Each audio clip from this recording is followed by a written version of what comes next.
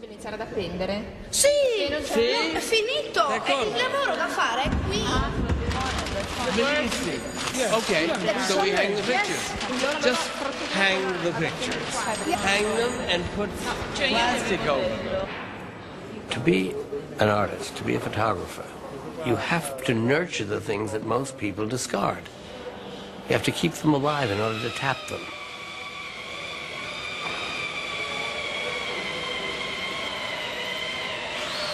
That should be more dramatic.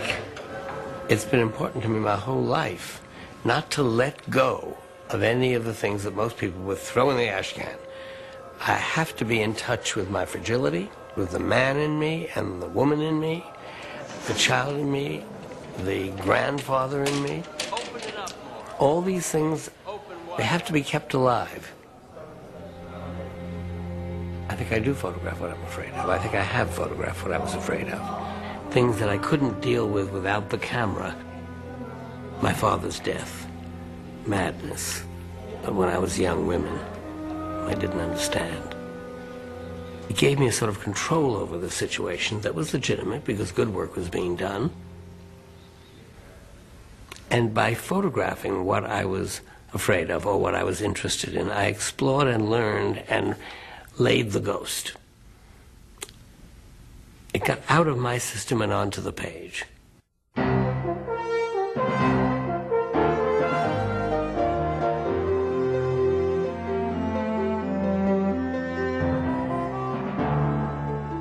Major funding for this program was provided by American Express, celebrating the world of creativity through American masters.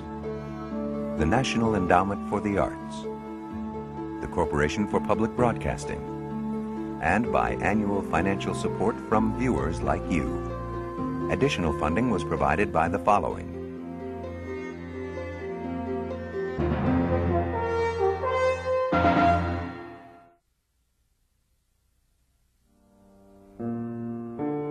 Images are fast replacing words as our primary language.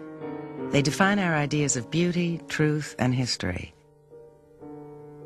In our age, the photographer, not the philosopher, is king. By the 1950s, Richard Avedon emerged as fashion photography's brightest star.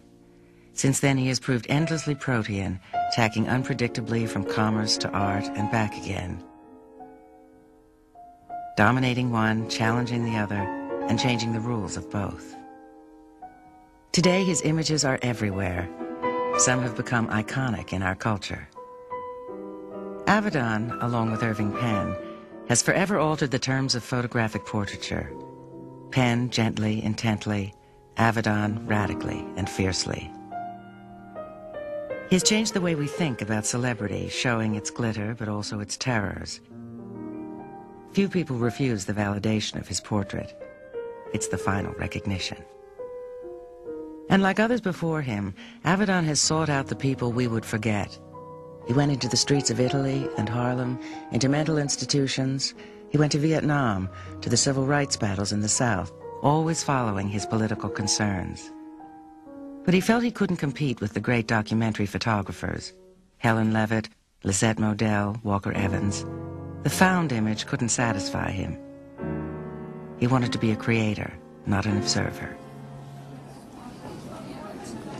He has had major exhibitions in museums and galleries throughout the world.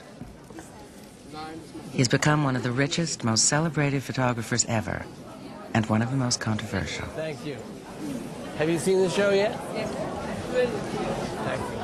Avedon has created controversy throughout his whole career. He is not subtle. He is a commercial photographer and an art photographer. Bam. And the twain Here were it not is. really allowed to meet. And what do you think? You like it? You don't like it? It doesn't really matter. He to is me. our Matthew Brady. It just He is the glimmers into that repository extreme. of the public personas of the century. Really. Overkill, it's caricatural, everything grimaces. I think he's a mortician with a real lack of compassion. Power, energy. Energy more than anything else. Energy. I don't know. I think he loves all these people a lot. You know, he's paying them a tremendous amount of attention. Reality's the great collaborator. He's struggling against it. Nobody has lasted as long as he has a sort of sweep of the culture over a series of decades through a series of classes There's only one person who's been doing it. He seems to have everything. He seems to be rich, good-looking, makes a lot of money. He's just in your face all the time. You don't get a choice. Lives in a magical world, is a fine artist. I think it's envy. I think he's so over-emphatic, as if we won't pick up any subtle nuance of character or openness of disclosure. And he gets the nuances of character on a gut level with an extraordinary acuity. I think he touches some kind of nerve. Compassion and a heartlessness of observation. His preoccupation with old age is a way of denying that it will ever happen to him, and I think ultimately a way of denying death. Somebody who says, look, look, it's crazy, it's madness. He ultimately said, I am in control. It's wonderful. That's what an artist should be. He should prevail. I think those pictures will live for hundreds and hundreds and hundreds and hundreds of years.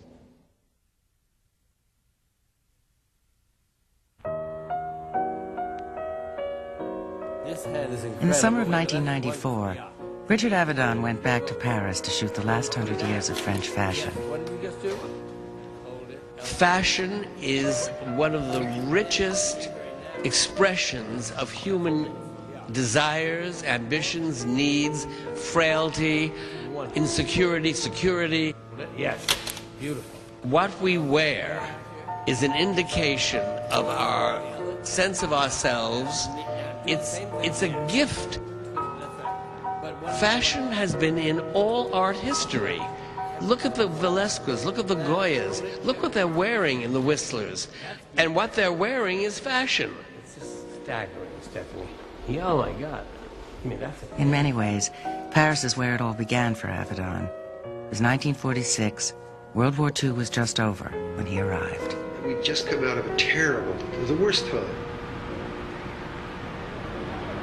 Darkest dark that had ever been. Evilest evil that had ever had.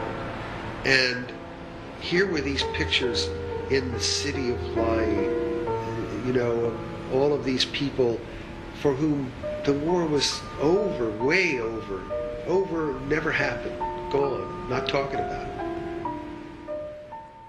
Harper's Bazaar and Vogue eagerly took part in the first post-war stirrings in French couture. Covering the new collections was the gifted young photographer, Richard Avedon. I was so young. I didn't know anything. I hadn't been anywhere. And was thrust forward by the editors of Harper's Bazaar. There was a mandate from Carmel Snow to help the French economy by bringing back the glamour of pre-war Paris. I was beside myself. I was in love with Doe. She was my model. You know, they made a movie called Funny Face, which had nothing to do with us, but a little bit about what happened. I remember riding in from the airport, and the taxi cabs in those days had open-top roofs. They were sort of square, and we'd buy a bottle of champagne in the airport and stand up all the way waiting to see the Eiffel Tower, drinking the champagne from the bottle, and there was no sleeping. You worked around the clock, and then you went out dancing. And then, of course, I worried. So after the dancing was over, I'd walk all night, worrying about the next pictures.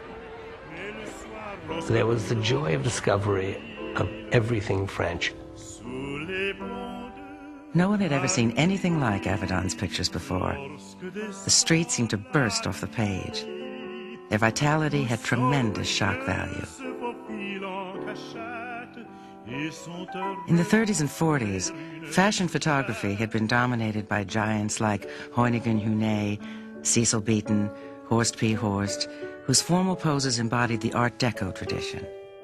He changed the whole mood of fashion photography.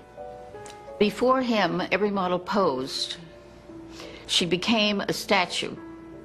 Whereas Dick, as I said, he participated. He was in the picture. And the way he moved with his Rolleiflex was as though he was dancing with you. And you would react, of course. I wasn't without influence. The only fashion pictures that interested me were the fashion photographs of Martin Lucaci. They were of athletic women, striding across the breach, vital, alive, not leaning against a Grecian pillar. that impulse, you know, when you're 21 years old, there's a movement and humor and vitality and a sort of open, free sexuality is what I was drawn to. Alexei Brodovich, the legendary Russian art director at Harper's Bazaar, was always looking for talent. The magazine was in its glory, publishing not only fashion, but masters such as Picasso, Capote, and Versailles. Boy, was I lucky. I didn't realize when he chose me to work on the magazine that I would have Carmel Snow as my editor and Deanna Vreeland as my fashion editor. And I was like 19 or 20, and I went straight from the Merchant Marine, which meant straight from my home, to my mother, my new chosen mother, father, and crazy aunt. Brilliant crazy aunt. Brodovich was the father. He was really very much like my father. Very withdrawn and disciplined and very strong values. He gave no compliments, which killed a lot of young photographers. They couldn't take it. I didn't believe compliments. I never believed compliments, and to this day. So I responded to the kind of toughness, plus the aristocracy of mind and the standards. And then there was Carmel Snow.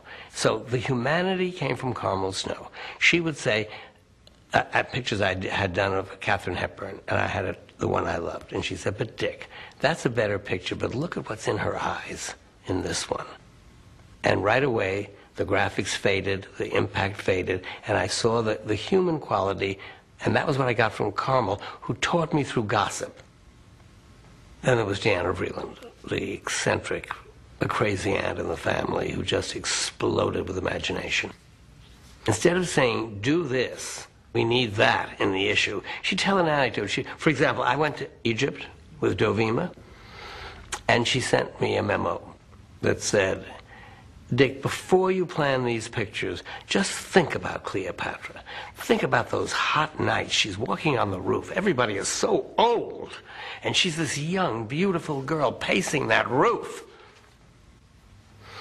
She just sort of threw your way of thinking because of her erudition and because of her imagination and her, again, the addiction to perfection of those three people.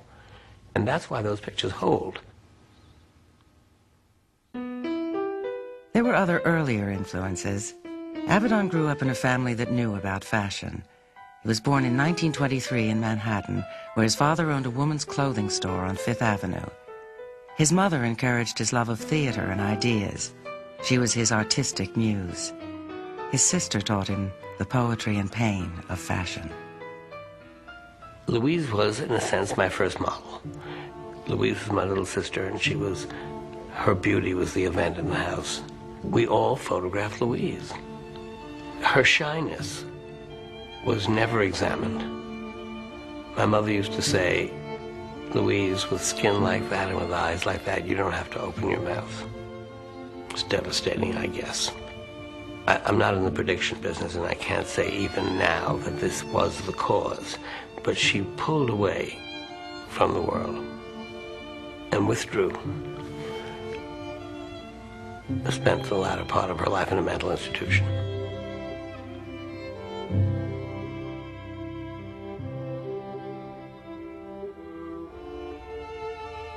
When I began to photograph in my adult years, all the models that I was drawn to and the faces that I was drawn to were memories of my sister. And something that I knew about Louise, and of course my mother and my cousin Margie, the women in the house, would enter the photographs. Complicated, you know. The feeling as a child of women are simply another country. I will never understand them. That's in some of the pictures. Then the attraction to them. And that look in the mirror, that look of appraisal, and the anxiety that went along with it. Just that moment I'd seen so often was endlessly fascinating to me. However subtle his insight, Avedon never forgot the dress, which was usually in motion. Late one night in a circus in Paris, Avedon captured movement, flowing fabric, and myth in one of photography's enduring images. Dovima and the Elephants is a position in dance. Dream sequence of a ballet. she's a heroine. She Here's stood there between fragile, two gigantic beasts. woman and these immense Everything about them is rough, wrinkled, it's irregular. the dress that makes it possible. She's got her hand on a real elephant's trunk, and it looks like they're coming at her. It's sanctuary. I mean, you could go anywhere in this dress. You could appear anywhere. Obsessed with where all the elephant dung must be. I think that must be how what stinky it must be in this. And this is all about oppositions. Her utter slenderness. I mean, she is standing there like the queen of the Nile and totally in control. But at the same time, it's a fantasy. She has no idea. The dress has She's nothing to just do with the elephants, lost. obviously. Total narcissism. I love it. Divine. She was so brave and so I don't know what they're doing. They've obviously been trained to do that. I saw the elephants under an enormous skylight, and in a second I knew. I then had to find the right dress, and I knew that there was a potential here for the kind of dream image. You have to think of it as a cascade, as like a waterfall. I mean, it's got its own power. I look at that picture to this day, and I don't know why I didn't have the sash blowing out to the left to complete the line of the picture. The picture will always be a failure to me because that sash isn't out there. Never satisfied, Avedon pushed on. He loved movement. It connected him to America's restless, transforming energy. It was the unifying link throughout his long fashion career. One of the most powerful parts about movement is it's a constant surprise. You don't know what the fabric is going to do, what the hair is going to do. You can control it to a certain degree, and then there's a surprise. And also you have to remember that when I photograph movement, I have to anticipate that by the time it's happened, it's too late to photograph it. So there's this terrific interchange between the moving figure and myself that is like dancing. And he would tell you higher, and you didn't even know how the hell you were going to jump higher with heels and the dress, and the wind was blowing in. Oh, come on, higher, and you just sort of just did it, you know. And then you had to look good at the same time. It wasn't easy. You know all these jumping pictures that Dick shot in those years? Because he was jumping, and I was standing still. So I was stuck. I couldn't let it go that way, and he was jumping all over the place. So what he was projecting in what he wanted to do, let's call it fashion, was something that was coming from deep inside him. Like he was all over the place, and therefore a model should have been capable of being all over the place, even with just one long neck or an incredible hand. They had to have something incredible. I didn't have anything incredible, and that I didn't mind being invisible. Avedon was always a director, not just of movement, but of narrative. He brought a story to fashion. I mean, you got dressed, and the thing is, he always gives you the clues. He's like a detective writer. He fills these pictures with the little things that tell you all about what you're seeing. The gloves, the wine, the cigarettes, the look. On every face, the look there of, is a story. Utterly chic boredom. She's utterly confident. The calculated awfulness of the people. She's not going to lose those earrings or her Madame Grey dress. She's where everybody is fixed on the next second in time. They're gamblers. This man, oh, I wouldn't want to get involved with him. I mean, he's sinister. He sees stories wherever he goes, and he creates them when they're not there. I think her husband's just left her. It's as simple as that. In fact, what's really driving it, in my personal view, is this deeper, far more profound, genuine interest in the people he's seeking out, and in the stories they have to tell, and in the life experience they have.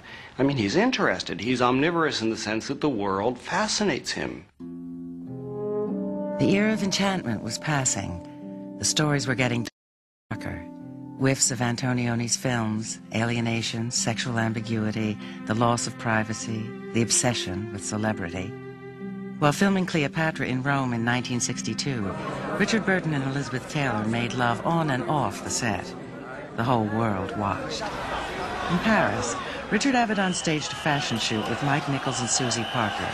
He was making his own satiric comment, and it nearly spun out of control. People in the street who didn't even know what was going on came towards the car and started rocking the car. It was like Susie and Mike got frightened for a minute. It was really happening. And Dick kept saying, push harder, further, further. Run down the stairs, Susie, run down the stairs. And Susie ran down the stairs and tripped. Could have broken my neck, for Pete's sake. Her high-heel shoes I was coming down the staircase with. He was making a tabloid newspaper story within Harper's Bazaar, and we're talking the early 1960s in a fashion magazine. This is very strange. And later on, he took these things even further, and he started within Harper's Bazaar to criticize the world of beauty and fashion and to say, look what damage it's doing to these people. This was a very daring move in many ways. I mean, he was being a rebel and attacking the medium in which he was operating. And as he said, really, that was an end of it in a sense. He couldn't go any further with that. He had to stop. They would have stopped him anyway. As the presence of the real world rose in his fashion work, Avedon's artistic passions went into his portraits and photojournalism. In 1966, feeling that Harper's great days were over, and needing to support his personal work, Avedon accepted Vogue's unprecedented $1 million offer. Avedon said the Vogue years were the beginning of compromise. He learned to separate his personal and his professional work. But there were still breakthroughs in the decades to come. The 60s saved him with his wild exotica. There were new frontiers of beauty in the 70s. Nastasia Kinski was a little zeitgeist bomb for the 80s. She said, I love snakes. I mean, you take that snake in your hands, Polly, you can't imagine what it feels like. And I said, well, should we do a picture of a snake? Should we get a snake? I said, sure, let's ask Dick. So Dick came up and he thought it was a great idea. So the snake arrived. And after Nastasia started talking, you could tell when she held it that there was something really sensual about a snake. And I don't want to be vulgar, but I held the snake, and I can only tell you that it reminded me of something else. When you look at the photograph, it all looks so easy. She spent 2 hours on a cement floor naked. The snake the trainer would start anchoring the snake with her ankles and then see where the snake would go. Hope that the snake, because there's no talking to a snake, that snake would creep up Nastasia in a way that was beautiful. Meanwhile, she'd roll back, she'd fall forward, the snake would come, the snake trainer would come and move the snake from one part of her body to another. I would catch pictures of his legs, flying out of the frame, but he'd be in the frame, the snake was going on. It was really sort of a fashion hell. And the snake started up her legs. She opened up one leg, the snake wound up her little naked body. Calm and strong, smooth, big muscle. And up onto her shoulder and go towards her face. And I said, Nastasia, this is it. Quickly relax. And when it got to her ear, he kissed her with his tongue, and Dick got the picture. And I was crying. She rose to the moment, the snake rose to the moment, I rose to the moment, and it was one of those absolutely magical things that happen when nothing you planned could equal the random and I accident of something terrified, beautiful. I wasn't afraid. A wonderful feeling, actually. I love animals. I couldn't speak. It was extraordinary, sexual, seductive, special, rare moment. And Dick Avedon caught the one time that snake kissed her ear. Avedon put the image on a poster and sold 2 million copies. I think there will be no way to write the history of fashion photography without Avedon.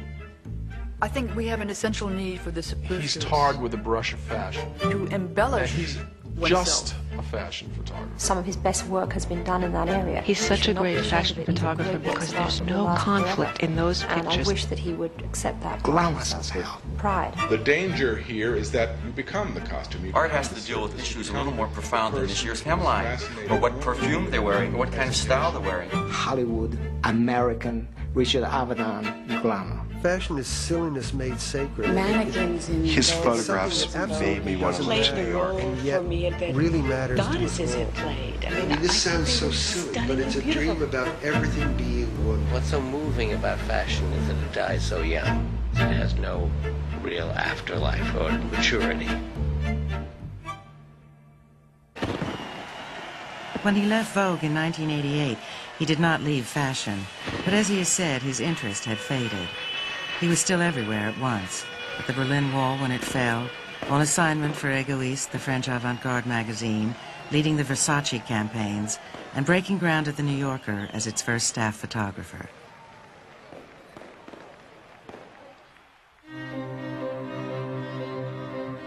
Different animals have different kinds of eyes for accomplishing what their goals are. An eagle has a literal zoom lens in the eye so that from way above he can zoom down on the rodent that he's going to attack. In the same way, I think that my eyes always went towards what I was interested in, the face. He's a great hunter. He just sucks you into his He's looking at something other than the surface of your face. He sees. It's very, very disconcerting. They see right through you and beyond you. He didn't want the cup and the saucer and the table and the chair and the background and the tree and the meadow. He wanted the face. And I believe that it has made Avedon peculiar in some ways. I think I'm some kind of a reader, some kind of a... I mean, I used to love handwriting analysis, but that's nothing compared to reading a face. I think if I had decided to go into the fortune-telling business, or whatever you call that, I probably would have been very good. What happens to me is that in work, I look for something in a face, and what I look for is contradiction, complexity, things that are contradictory and at the same time connected. In his 50-year career, Avedon has never stopped exploring the complexity of the human face. He is an eclectic original, drawing from an array of sources: Lubitsch's movies, the stark frontal portraits of Nadar and Sander, the drama of Julia Cameron, the playfulness of Lartigue. There are so many different things I've done at so many different times. There was one time when the face was like an explosion. For years, it was this explosion. When an explosion happens, you don't know where it's going to fly, where it's going to go, where the teeth are going to be, where the eye is going to be, what the contradictions are going to be within the face. Is this the laugh cynical? Is it ironic? Is it pain? Is it a scream? Is it all this concerned me, didn't concern me, just overtook me. And they were all facets of my feelings at that time, those years, that month, that day. Then later, very quiet, just very quiet. Everything needed to be very quiet, very uncomposed, very unexplosive. Andre, start by doing absolutely nothing. Don't have an idea in your head, just look right in the camera. I work out of a series of no's. No to distracting elements in a photograph. No to exquisite light. No to certain subject matter. Certain people are not people I can express myself through. No to props. That's not bad. Not bad. All these no's force me into the yes. And I have no help. I have a white background. I have the person I'm interested in and the thing that happens between us. If these were one of the Stalin portraits, if you were going to die tomorrow morning, do you think you would do anything differently? Why don't you just think that that's what's going to happen? Yeah. To sit with Avedon and have him look at you is a fairly disconcerting experience because you realize that he's studying you. I don't know whether he's seeing inside you or not. I guess he would say he's not. But he wants to see everything there is to see on that surface. And this has been the making of him as a photographer. But Johnny, even more, okay, to the camera, right? Look at this.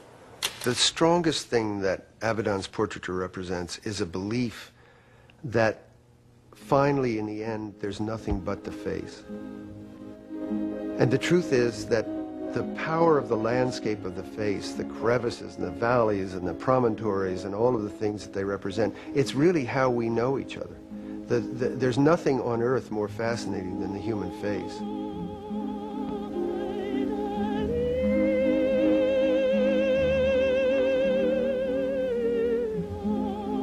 I think my being an autograph collector was a profound part of my childhood, and I had no idea of how eccentric it was and how important a role it played in who I became. It was about people who had achieved a certain quality in the world of the imagination and the world of the arts and law. It was crucial. It was absolutely crucial that I mean, I was a family gag. It was my way at the beginning of saying, I want to get out of this apartment, out of this family, out of this world, and this is the world I want to join. I want to be one of those people. So it started by getting their autographs. Then I started to photograph performers, actors, people who performed their emotions. Dick's drawn to performance and to the performing self. His portraits of the clowns are sublime. They're probably the best and most poetic records of these cavorting hybrids that our century has. He understands the poignance of clowns, the sadness of them, the stoicism of them, the resignation. I've just been handed contact sheets of my father that I've never seen before, that my father considered the best photograph of him. It's odd that he should have that picture on. I can't do it. Sorry. It's very emotional. Sorry.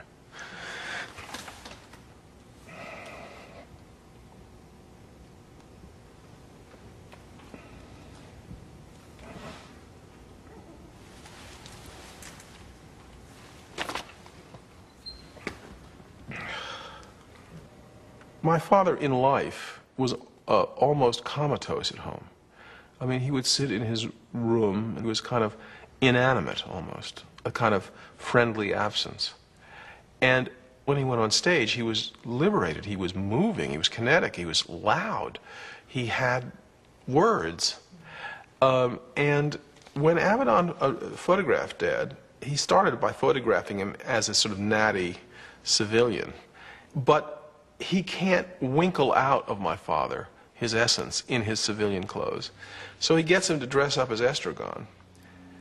And suddenly, in a role, liberates what we, as his family, knew was the essential self, which is this grieving, terrified, furious, funny being. And what he was going for from the first shot was a kind of anatomy of grief. Looking at it, trying to figure it out. I sort of moved from photographing actors to directors to people later in my career whose emotions were real, not performed. Avedon's attitude towards his subjects ranges from the tender to the caustic, but the truth, as he saw it, was always complex. There are frightening elements in his work where he'll take a picture of somebody and allow parts of them to show that are truly frightening. I only met Dorothy Parker once. Dorothy Parker has taken at least a glance or two into the abyss. This does not look like the live Dorothy Parker. Very charming and very seductive. See it in her eyes. It doesn't look like the mind that was behind the face. And when we left, Morse told me she was making fun of me the whole way, and I never knew it. Very funny, that portrait is a forecast. Witty, and certainly a very bright woman with a razor-sharp mind. It's a devastating picture. I mean, you can sit there and you can weep for that Dorothy. She struggled against the depression and the alcoholism. Even at that age, he could have been kinder to her.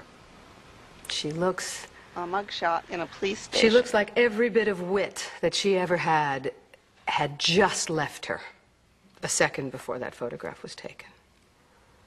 And I know what he must have been doing. He must have been contrasting one of the world's greatest wits, one of the greatest wisecrackers, and a person who really knew how to have a good time, with their darker side.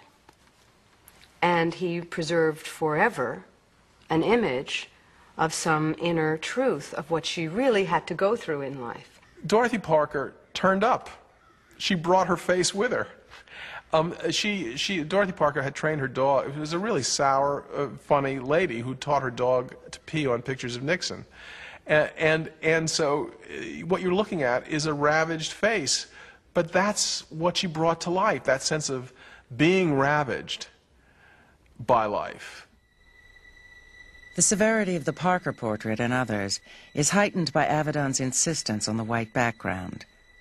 People without props, isolated, alone. It has become his signature, his private domain. There are times when it's necessary to trick a sitter into what you want, but never for the sake of the trick. 1936 was the year the British crown lost out to one of Cupid's arrows. King Edward This was a man who'd been a king and had given it up for a divorced American woman, had scandalized his subjects, and had really earned the scorn of his family and many people who knew him. This is a frightening photograph. Two-person ghetto. Photograph. She's still trying to pretend that everything... No, she's not trying to pretend everything's okay. She's way past so that. Much. But she's still trying to say that there's such a thing as dignity. There's such a thing as class. He's past great that. Unhappiness. Look at them. They're the unhappiest people you ever saw. I don't remember them that way. I remember them as being very party-going and charming. He's saying, don't take anything more away from me, We're occupying a kind of limbo, if not hell. It was not warm enough to be hell. They knew that they were being photographed, and they were nothing if not vain people. I wonder how he evoked that. I would go every night to the casino in Nice, and I watched them. I watched the way she was with him, the way he was with her, the way they were with people. I wanted to bring out the loss of humanity in them, not the meanness, and there was a lot of meanness and a lot of narcissism, so that I knew exactly what I had to try to accomplish during the sitting. I photographed them in their hotel suite in New York, and they had their pug dogs, which they adored, and they had their Ladies' Home Journal cover faces on. They were posing royally, and nothing, not for a second, was anything that I'd observed when they were gambling presented to me. And I did a kind of, it's like living by your wits. I knew they loved their dogs, and I said, if I seem a little hesitant, a little disturbed, it's because my taxi ran over a dog. And both of their faces dropped because they love dogs a lot more than they love Jews. The expression on their faces is true because you can't evoke an expression that doesn't come out of the life of the person. He's inside it and outside it at the same time. You see it with certain actors. Good actors know that you can't come to a conclusion about your character.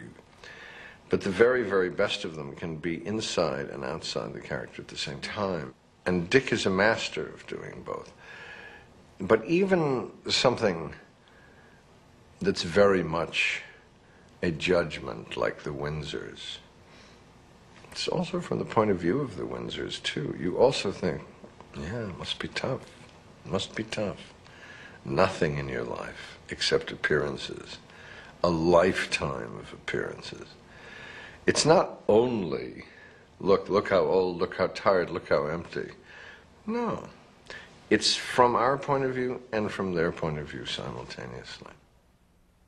In a world obsessed with celebrity, Avedon has photographed most of them. He has seen their fragility and their terrors, and has been open to their genius. One day the phone rang, and a voice said, "Is this Richard Avedon?" I said, "Yes." He said, "I'm Charles Chaplin." And I said, "Yes, well, it's not Richard Avedon, it's President Roosevelt." And I hung down the phone. 5 minutes later, the phone rang again. He said, "This really is Charles Chaplin." I said, "Oh, my God." well, please, he said, do you still want to photograph me?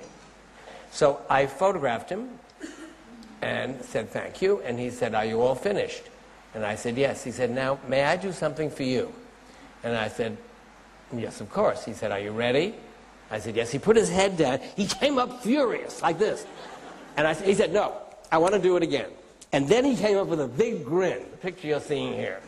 And it was a gift. It was one of those moments in life when the light is perfect, the situation is there, and a gift is given to a photographer. All of you photographers must know about that, leaving room for the unexpected. Well, the next morning, the headlines of the newspaper that Charles Chaplin left America because of Senator McCarthy and the anti-communist craze. He had hidden in my studio, gotten onto a boat, and was out beyond the limits of the government, and this was his actual last message to America. See what a devil I am? There was no such person as Marilyn Monroe. Marilyn Monroe was an invention of hers, a genius invention that she created like an author creates a character. So when Marilyn Monroe put on a sequin dress and danced in the studio, I mean, for hours she danced and sang and flirted and did this thing there's no describing what she did. She did Marilyn Monroe. I mean, just look at them. Look at her face in every single one of them. She is so present in the moment. And then there was the inevitable drop, because she was someone who went very high up and very way down. And when the night was over, she sat in the corner like a child with everything gone. But I wouldn't photograph her without her knowledge of it. And as I came with the camera, I saw that she was not saying no. Avedon's pictures don't always succeed, especially when the idea overwhelms the image. At his best, Avedon's intuitions win out. The most peculiar thing I could think of is to be shot with cards flying all around in double exposure. So I wound up writing a note to him saying, Dear Mr. Avedon, I'm a longtime admirer of yours and I welcome this session, but my entire career I've kept away from, I think I called it the prototypical iconography of my art. Double, multiple images and playing it felt very awkward to write this note to him. And in the process, while the note was being delivered, there was a second message on the machine, which from Dick saying, "I'm so excited. I'm home. I'm practicing with cards. There are cards everywhere. I'm shooting multiple images. I'm so excited." You know, literally the same moment that this note is being delivered before this, the last communique from him is that he wants to shoot me much like he shot this recent photograph of Al Sharpton, with many multiple images. Now, I don't know how to say this delicately. I guess the best thing to say is it is not my favorite photograph of Dick Avedon's, with these many, many shapes and images and eyes of Al Sharpton heaped together as this double image. So now I'm really, he goes behind the camera, and I'm now flinging cards into the air, and he's winding up to do double exposures. This whole thing seems very odd. I like that. And I guess you'd now think this is the end of the story, but I remember the next day there was a call again from Dick saying, "I'm very excited, everything went tremendously. I'm working on two things, a spread of two different photos. I mean, one with the double exposures. The way they've come together is wonderful. Your third eye is really powerful." Those were his exact words. Of course, I haven't seen any of this. And then, again, there's a subsequent call, and now, you know, he's decided, maybe reading my mind, that the picture where I look quite stern and just have the corner of the Jack of Spades in my hand is what he'd like to use. And eventually he did. And I told him that it got me many job offers as an assassin in films. So I was very happy with it. It was his idea to tear the Jack. And the minute he did it, he added something so unexplainable and so mysterious to the photograph. Clearly you read things into the surface of his pictures of famous people because you know who you're looking at. But you also, the fact that he's photographed so many people that aren't famous, so many people that are in fact nobodies, and you read a lot into those, kind of gives these people the dignity that they deserve and allows you to see more into them. I think ultimately what you see more into, though, is inside his head. It's like reverse photography. It's like the light's coming out of his brain, through his eyeballs, and he's shining it on the people. And what he's photographing it's never not a self-portrait. And what you're seeing with ever-increasing crystal clarity is Dick. You're just seeing him. It strikes me that Avedon is looking through the camera, looking at other people, trying to find the truth about them as a way of composing an image of himself. There's something of a quest here, of a search. These are fragments of his own face.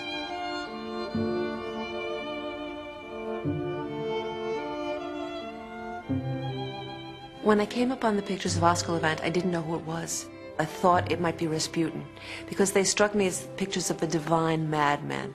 And in a way, they're the paradigm for the whole show. Because in them, in this face of this, with its overbite and its soulfulness and its grotesquerie, he's captured all the qualities that he seems to have been looking for in his other subjects. He walked down the stairs in his bathrobe, a bathrobe with food stains on it, with absolutely no narcissism. He was the wide range of things I'd always dealt with. Creative genius, emotional distress, someone on the edge of insanity. And it was a conscious decision.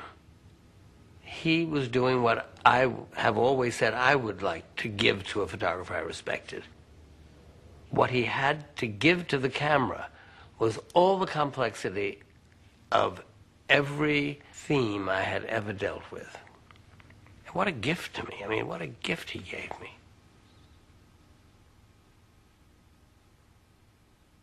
Avedon's subjects are not always willing to submit to his ideas, especially when they consider themselves visionaries in their own right, and the sitting can become a battle of wills. Dennison was a ravenous woman, greedy for life, greedy for experience, and in a more down-to-earth way, greedy for food. She was an anorexic. She starved herself. She said she wanted to be the thinnest person in the universe. Avedon catches the greed. He catches the ravenousness in her. She thought the picture was cruel. She thought it was ungallant. She thought it was unforgivable, even though she might have, since she had such a respect for the truth, seen its justice. Who has control of the sitting, the subject or the photographer? And what Avedon makes clear in his portraits of masters is that he is the one in control. He will make you beautiful. He will make you grotesque. They're his pictures. So the question of whose pictures are they is a fundamental one. What Richard Avedon did with portraiture was to steal the fire that had always been the prerogative of sculptors and painters. He said, "This will be mine." He changed the relationship between the portraitist and the sitter. And instead of it being a collaboration, which photography typically is, he said, "You're mine, you're here, I'm taking you over. Your surfaces, I will make my own." And that was an enormous leap for photography, because it said, yes, photography's real, yes, it's true, but it's also a work of art, and it can be malleable as clay. And the relationship between Dick and his sitters was the relationship between a sculptor and his clay. Oh, I have to get this one. He needs more red. Would you please? That's enough. Now, Lauren, come on. Oh, I can't stand this stick. Lauren, that's fantastic.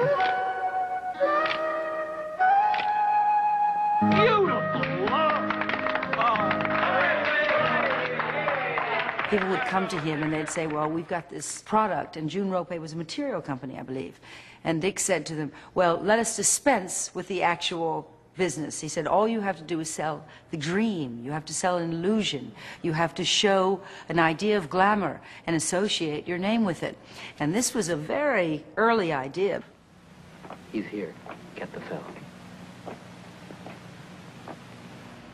In Avedon's commercial work, very early on, he seemed to come to the realization that this was not about the product.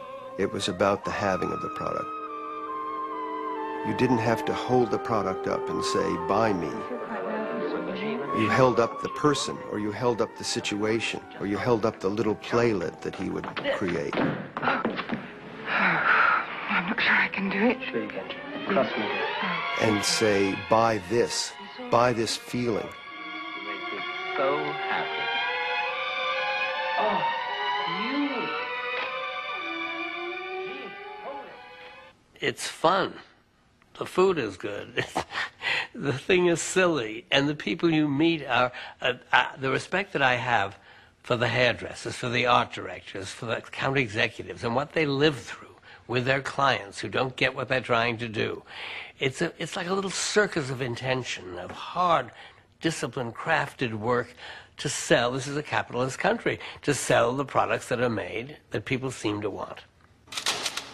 I don't think I have the heart to go into the black side of myself without any respite. If I lived with the dark side of myself all the time, I think that I'd be non-functional. Thank you. Beautiful. But this lighting, which it's easy to do. Where your gym is here. And there's no downside to my commercial photography. And, yes, good.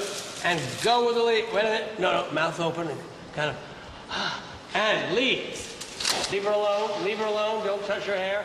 I am so grateful that I have the capacity and the ability to make a living, support my family, which is the definition of being a man from my generation, support my studios, support my special projects by doing advertising. The Pirelli calendar, or a Versace campaign, or in the old days, covers of Vogue. It is a sort of holiday. I dread to think what became of her. That haunting, exquisite creature. A note of music. Save me. A thoughtless word from anyone. These things are very complicated, very structured. You have to tell your story, a full story in 30 seconds. That's like a haiku. That's like the most complicated form of poetry. Between love and madness lies obsession. Coco's coming. Was that aroma in the back dress? You don't mean to Coco. In the Coco commercial, in which a girl named Coco has gone to the opera, she trips, but her pocketbook, her Chanel bag, flies open. The perfume flips. She has to make a decision. Does she go for the perfume or does she go for the man? She's in full air, falling at the moment that this goes through her mind. She chooses the perfume, makes a football leap, catches the perfume, lands at the bottom of the stairs. The place is now empty except for the one man who's at the top of the stairs, who looks down and says the last line, which I've forgotten. I'd give anything for another whiff of Coco. Avedon was the first person to come into photography as a fashion photographer, as a commercial photographer, and then, in a sense, declare himself an artist. And that was not well received. And he declared himself an artist quite vociferously. He didn't get all shy about it and say, "Oh, please accept me." He said, "Here I am, get out of the way." And it goes on till this day. People excoriate him for his ego and for his own self-aggrandizement or self-selling. And if he hadn't done that, we might still not know about him. He wouldn't be getting the museum shows because that wasn't something that people would have come to him to ask him to do. The nature of the photographic world was just simply too tense and too boundaried for that sort of thing. In 1994, Avedon's pictures of his dying father went on exhibition in Cologne. These harrowing portraits were originally shown in 1974 in New York City's Museum of Modern Art, the most influential force in contemporary photography. That exhibit was a long-awaited recognition from the art establishment. For Avedon, remembering his father is complicated. There was little that drew the young Richard to the embittered, remote head of the family. His emotional connection was to his vivid, theatrical mother. There are no childhood photographs of Avedon with his father. His pictures of fathers with children are filled with longing, fantasies of moments that never happened. The photographs of my father, the making of those photographs, had nothing to do with the art of photography. It had to do with my way of trying to reach him, trying to let him know who I was, because everything about the two of us was on his terms. I went into business with him. I listened to, I knew him very well. I knew what he suffered as a child in an orphan asylum on the Lower East Side, taken away from his mother, with a father who deserted him. I loved him, but we never spoke the same language. He was a man who had the typical life of a Russian Jewish immigrant, which was one of tremendous suffering and struggle in this country. And he made his career in the schmata business, as they all did, got onto Fifth Avenue on 41st Street and opened a fashion department store called Avedon's and lost the whole thing in the Depression, probably literally on Black Friday, if not within a week of it. And his entire life was only able to express emotion through discussing money and material objects. He felt the early pictures were unflattering and terrible photographs. And I thought, I've got to write to him so that he can't dismiss it or not hear it. What I love about you is that you're in your 80s, you're hungry, you're avid for life, you're buying marinas, you're on the telephone with a kind of vitality and pain and excitement and all the complex things that I know, and I love that in you, and that's who I love, and that's who I want to photograph. He never answered, but when he died, in his closet, in his coat jacket that he wore all the time, was that letter. So the photographs that he took of him in the last stages of cancer, as he was attacked by one critic for, obviously reflect his anger and bitterness towards his father for the neglect that his father showed him as he was growing up. But I also think that's too simple. They also show a great deal of tenderness because they reflect the man's suffering at the end of his life. I don't know what those photographs mean. I was in analysis at the time, on and off, and it occurred to me years later that maybe photographing him was an act of hostility. Shooting, killing him with my camera, watching him die with my camera. And I said to the analyst, could it possibly be that I was telling myself that this was about love and connection and it really was a kind of murder? And he said, yes, of course. I said, well, you're an analyst. Why didn't you tell me? Isn't that your job? And he said, I never interfere with the creative process unless damage is being done. No damage was being done, and fine photography was the result. But when I saw the photographs, I was upset by them because I felt it was an invasion of privacy. And that, of course, is the very essence of being a photographer. It's an invasive, in many ways, art form. It's just strange to me that anyone would ever think that a work of art shouldn't be disturbing or shouldn't be invasive. I mean, that's the property of a work of art. That's the arena of a work of art. It's to disturb, it's to make you think, it's to make you feel. It's a kind of, I mean, if my work didn't disturb from time to time, it would be a failure in my own eyes. It's meant to disturb in a positive way. I found them an absolute assault. Dick is looking at death. Full of rage. Trying to face it down and also trying to understand rage. what it must be like. Something that denies the inevitable and yet something that is it's an act of love. His father in his hospital gown and mourning. And you imagine that here is Avedon, the son of this man who is dying. Propped him up and put a shirt and tie on him. You're talking about photographing the dead. Death is the great teacher. This force is a personal force. The end of things. And people turning into just pure energy and disappearing. I see terror here, awaiting execution. He's honoring him. He's somebody he loved. Incredibly moving. Makes me feel that he had disrespect for his father. One is brought into the sanctuary of something holy. My son, why hast thou forsaken me? They are about everybody's dialogue with their mother and their father until the end of their life. Do you love us? Did you always love us? What is it all about? Can you give me any last piece of advice before you go on your way? And didn't I get it right at all? Tell me something. The body is there, but it's already beginning to disappear. And what we're seeing is a person literally becoming light. We're all skulls.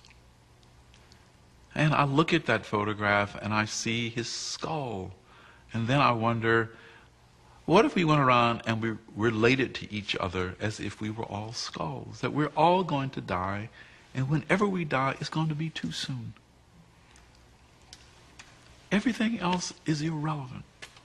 Race, religion, gender, all the squabbles we get into is irrelevant to the fact that in the end, we all look alike. We're skulls.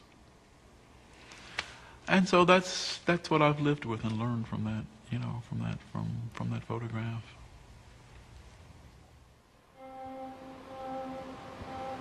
I think my best work as a body of work is in the American West. I did the Western pictures when I was about 60, and I think that being 60 is very different from being 30 and 40 and 50. You begin to get a sense of your own mortality. I think my aging, the sort of stepping into the last big chapters, was embedded in this body of work. There's a deeper connection to those people who were strangers because of my condition at that time. In 1974, Avedon fell dangerously ill with an inflammation of the heart. He refused to stop working. A second attack was life-threatening.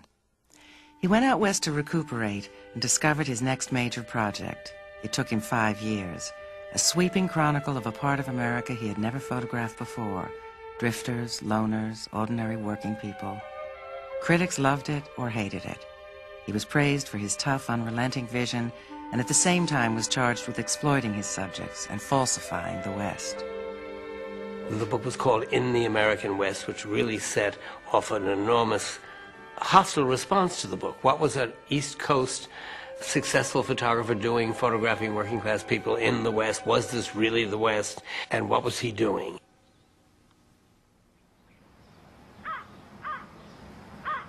In the summer of 1994, Richard Avedon returned with this film crew to revisit some of the sitters. He encountered difficult questions and some startling responses. For Billy Mudd, Avedon's portrait broke a lifetime of isolation. I've been in the depressed stage and the loneliness so much that I've even went as far as checking out of this world. Got tired of it and just shot myself. He had been living a dangerous life, hauling dynamite. Disconnected, lonely, away from home for long periods of time. It starts with your eyes, the pale eyes. When Billy Mudd first saw his portrait, it was hanging outside the Amon Carter Museum. When he looked up, there he was, 10 feet tall. Like an out-of-body experience. And it terrified me because I seen myself looking at myself, and no way that a mirror could ever capture it, or a photograph off a little Polaroid camera, because it's small. This blowed up to where I was looking at myself, and I thought I was dead. I actually experienced myself capturing myself and saying, you better change your life, son. This is the way it is. And it was a transforming experience. Billy changed his job and returned to his family. Sandra Bennett was photographed when she was 12 and found herself on the cover of Avedon's book at 18. And the picture was awful. And it was, you know, your worst hair day, clothes day, and everything all in one day, the worst photo of your life that you want to bury. And it was right there on the front of this book. And I was mortified. I was a senior in high school. I was homecoming queen, and I had this photo coming back to haunt me. She wants to know, Whose truth was in that portrait? And so what was very difficult for me was that you caught me, you say vulnerable here, that was true, but also bare bottom, really exposed, where I try to cover everything. My girlfriends would wear shorts in the summertime, I wouldn't. But what were you covering, the freckles? The freckles, oh, absolutely. You can't say you weren't in the picture. That's what's so confusing about photography. You can't say you weren't there. Right. But you have to accept that you are there and the control is with the photographer. I have the control in the end, but I can't do it alone. You have a lot to say, which by that I mean the way you look, the way you confront the camera, all the experience, whether you're trusting or not trusting. You have a certain amount of control. In the end, I can tear the pictures up, I can choose the smiling one or the serious one, or I can exaggerate something through the printing. It's lending yourself to artists. I think the larger issue is that photography is not reportage, is not journalism, is fiction.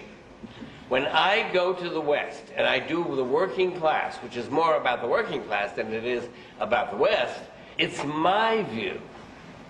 Like John Wayne is Hollywood's view. So that means my idea about the working class is a fiction. This never happened. I created it without any idea of how I was going to photograph it or who I was going to photograph. I drew it after it came to me in a dream. I thought of it as the way a painter would think of what he wanted to paint.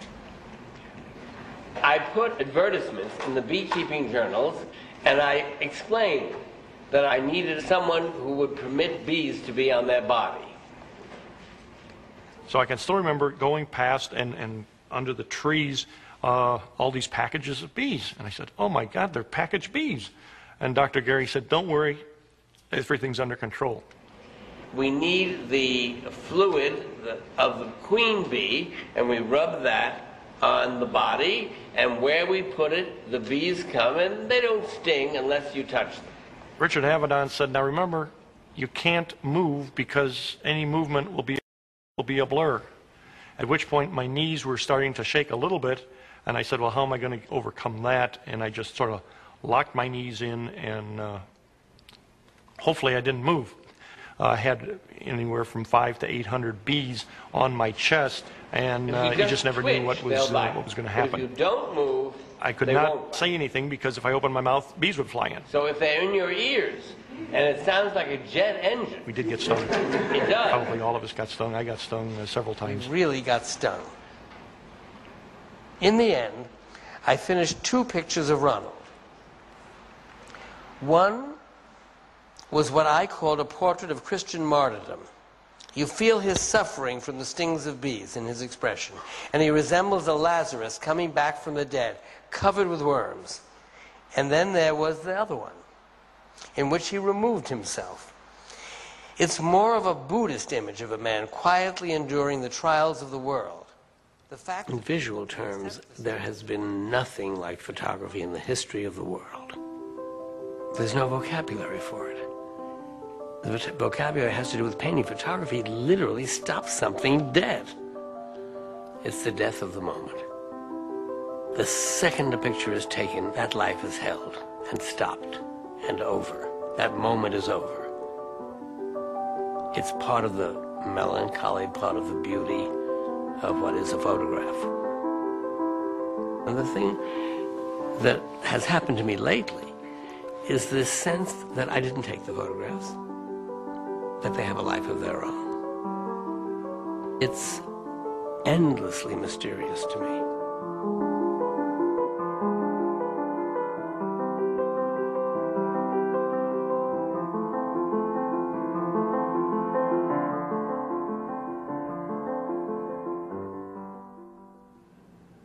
Since I was a child, the rooms I've been in have been an extension of myself. My rage, my joy, my enthusiasms, everything that means something to me in the end ends up in the room that I'm in. It's a much more intense room and comforting because the intensity seems to get out of me and onto the walls. These are things given to me, things found, friends. That's my son John. Oh, this is Evie and I, the year we met before we were married. There's so much in that picture, so much love. Then I have packages that I've never opened, and they're expressly for the purpose of not opening them. I asked the person who sent them to me to put something in that I could read in a moment of real distress. If I was planning to die, I would like to open this as a message from someone I loved. These little stones come from a beach off of Patmos, and you're free to sit there and spend hours studying these stones. And I tried to look for faces. And the first one I found was this smiling mouth, this grin. And it's a little bit scary. They're all a little bit scary. This one is really strange, because you see the mouth, the eye, the nose. It's sort of like a skull, and a little malevolent. And this is a funny one. Big mouth, smiling, a nose, an eye. I mean, they're so beautiful and so surprising, and no two alike, like faces. Now, what's happened in the last year of this year of my going public is that this room has been destroyed. The unconscious organization of it is gone. And the organization of my life is gone at this moment, because the past doesn't seem useful to me now. And I don't know exactly where I'm headed. I don't want to be burdened with old enthusiasms or angers or the comfort of my old feelings. It's the closing of one door and maybe the opening of another. In the last few years, Avedon has moved at a dizzying pace. 4 major retrospectives in New York, Cologne, Milan, and London. 2 new books of portraits summing up a life's work, and 6 more under contract. I've become my own widow. I'm in charge of my archives. I create books. I create exhibitions. But it will be over. And when it's over, then I'll read and rest and begin to be a photographer again, I hope. My God, in the question of being an older man with passion, is Matisse, because when one would have thought he had done everything, he got into bed and he recreated color and did the most beautiful work of his life and most modern work of his life. If I can be reborn for the few years that are left to me, it would make me very happy. And if not, I'll either really go with full force or I'll stop. Montauk is Avedon's summer home in Long Island. He built it for his grandchildren, for time with his son, to relax with friends, and for periods of rest, which he rarely takes. One of the great joys in life is watching light. To spend an afternoon in Montauk and watch the light move and the light change and a cloud cross the sun. The lessons to be learned about light by just observing. I think it's something about madness, rage, and energy that connects us. I mean, there's something other than love of good food, love of apples. Women, yes, love beautiful. of apples. That's true. Yeah. You could become an apple farmer. You don't have to do any more photographing. We have so many apples that you don't know what to do with them. Sell them. Sell them or kill them? Take the chickens. Become a farmer. Become a gentleman farmer.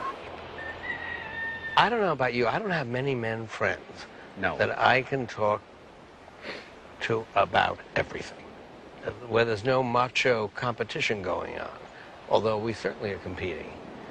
I mean, I want your Uncle Vanya to be a success tomorrow. On the other hand, only if my book. Ravaged with jealousy. No, I'm not.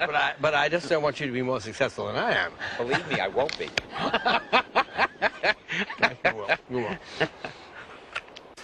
You're onto something absolutely wonderful. We live in a world of images.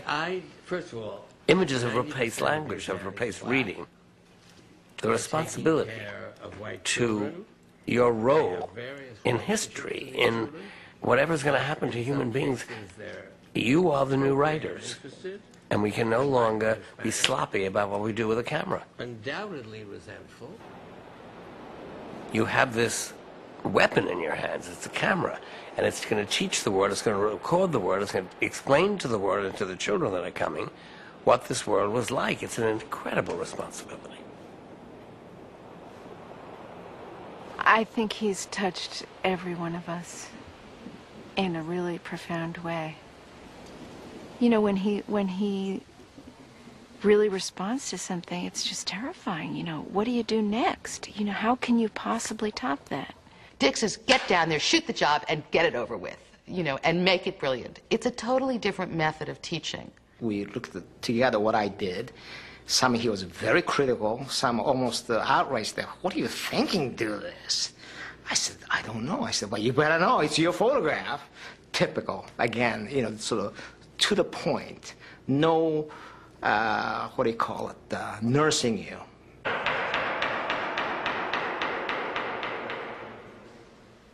Maybe because he lives with darkness and light so much emotionally himself that he can find both sides of every person in a great photograph. To be human is to be dense, mysterious, and inexplicable. And I think that's what Dick goes after. And that's always contradictions. He simply sees reality. That's the way reality is. One of the things that's very gutsy about Dick is he lives his contradiction.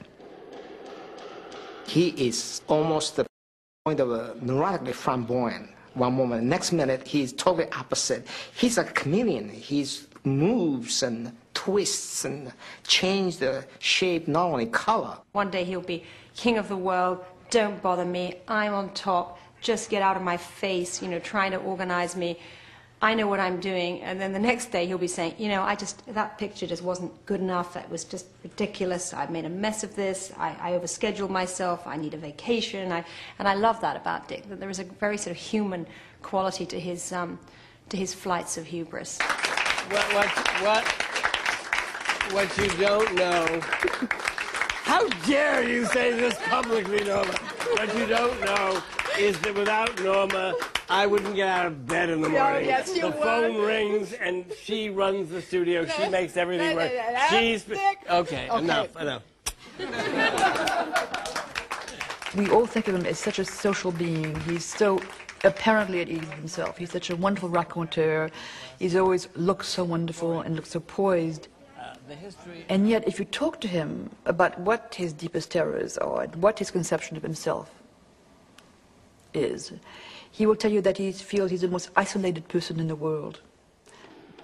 And I think this sense of isolation projects so well into documenting kind of elegant crowds like the photograph of the Volpi Ball, in which people are supposed to be having a wonderful time together, and yet you feel this tragic isolation of every human being. This is good. There's only one last thing. It's really very good. But I think that in the end, he cares about work first. And I don't think that's ever forgotten. And I think you see it in the work. I think that's the way you get work like that. When you get into the area of the art, which is private, which he's really speaking to himself in this tyrannical inner voice, wanting to get it right, wanting to be great. When you engage with that, there's no argument, there's no discussion. It's a completely controlling, autocratic, non-negotiable thing. Her head is a beautiful shape, right? Dick was very energetic, very with it, always ahead of the time, always discovering things. I don't think there was any other place in the world that I could get better experience. But he controls the media, he controls his design, he controls his everything that comes out of Dick Avedon. is Dick Avedon's approval. And I think if he had the choice, he would control the critics, he would control every article that comes out about him. That's his nature. You know, he's a complicated person. Everybody's complicated. He sees the tragedy, and a lot of his work has reflected that. But he's never lost, in the face of the suffering, the exuberance for the pleasures. It seems invulnerable. He will barge in because he thinks there's great fun to be had. His great gift with people is that he brings so much energy to it, and some new cheese and the caviar and the champagne in it. And he has the joke that you haven't heard yet. He's forever astonished by life, and then that does something to people. You have a good time. I mean, I'm such a Jew, but I don't, at the same time, completely, is it agnostic? Someone who doesn't believe in anything. On the other hand, I remember, you remember that story? Wasn't there something about a synagogue?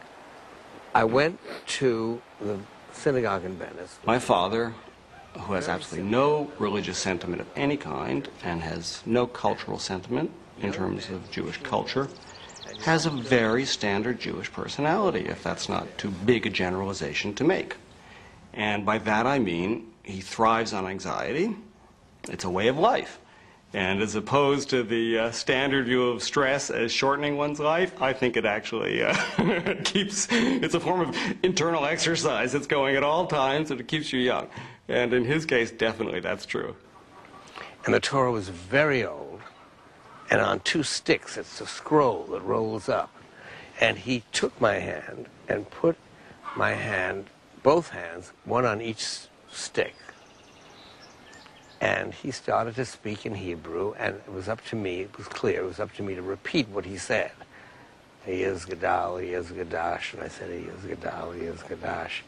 And all of a sudden, something, this is my only experience of this kind of my entire life, something came through me from the beginning of time. I mean, I felt that I was connected to something. Not Jungian, I mean primal, in the genes. I mean, something that went way, way, way back, because one gene is connected to the next gene, and this was something in me that was a Jew. I've never felt like that in my life. And you were physically shaking? Shaking, yeah. I was shaking, my hands were shaking, and I'm not someone who gets, you know... So how do you explain that? I don't. I wouldn't try to explain it. I could have brought all these feelings buried in me to this moment. I don't believe message was being sent to me. But I was touching, in the Oda Synagogue, in Europe, touching an ancient Torah that went back to way, way past any way of tracing my genetic structure. I have trouble believing it doesn't have some kind of meaning. I don't know how you can spend your entire life dealing with light and not get some perception of the mysterious.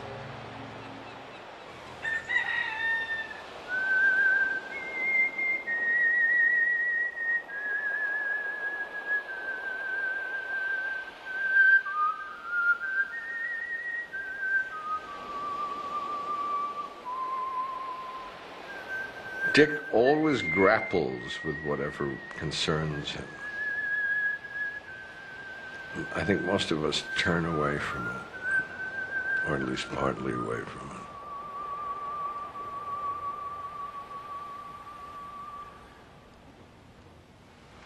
And he always looks it right in the eye. And since a great photograph has, with all its other characteristics, has that one that I was talking about earlier, that it doesn't come to any ultimate conclusion. It never closes the issue. There are always things left open, undecided, not yet dealt with, things for later, things for us to think about. I think that's his essential act, is to walk up to what gives him pause and say, snap. I know where your work's going in the next period. Yeah. Yeah. Yes, you're going to be Are you photographing. going to share this with me? Yes, I will share it with you. Amazing photographs of young monks, young nuns, young mystics. Thank you very much. You're very welcome, my boy. You're very welcome. That'll be enough for today.